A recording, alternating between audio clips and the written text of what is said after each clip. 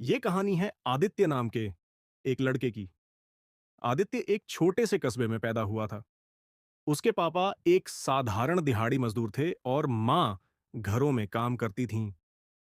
घर की आर्थिक स्थिति बहुत कमजोर थी। कई बार ऐसा भी होता कि घर में दो वक्त की रोटी जुटाना भी मुश्किल पड़ जाता। आदित्य पढ़ाई में अच्छा था, लेकिन उसके पास किताबें खरीदने तक के पैसे नहीं होते थे। वो अक्सर पुराने अखबारों से पन्ने फाड़कर लिखाई करता और गांव के ही एक पुराने स्कूल में पढ़ाई करता। बचपन के सपने। बचपन से ही आदित्य को कुछ अलग अलग करने का शौक था।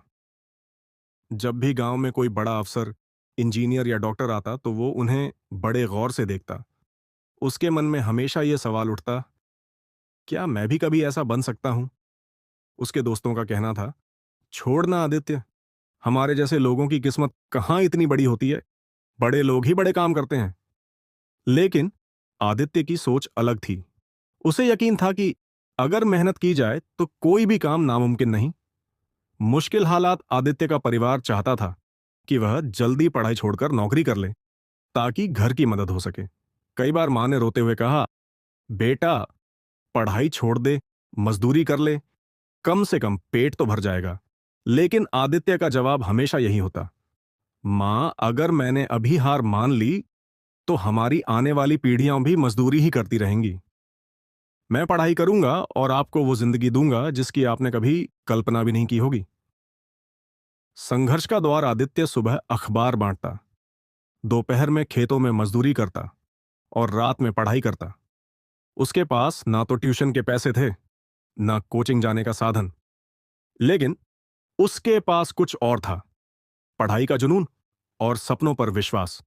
वो गांव के सरपंच के घर से पुरानी किताबें मांगकर पढ़ता, बिजली न होने पर लालटेन की रोशनी में रात भर जागता और अपनी कमजोरियों को ताकत में बदलने की कोशिश करता।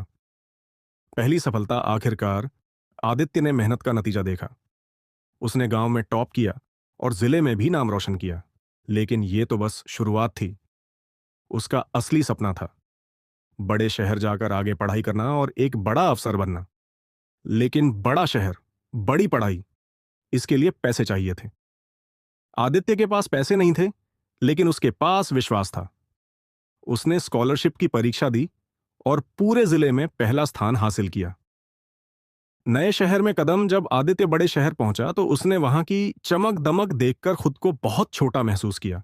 चारों ओर अंग्रेजी बोलते लोग, बड़ी बड़ी बिल्डिंग्स और आधुनिक सुविधाएं देखकर वो कुछ पल के लिए डर गया। लेकिन फिर उसने सोचा, मैं यहां डरने नहीं आया हूं,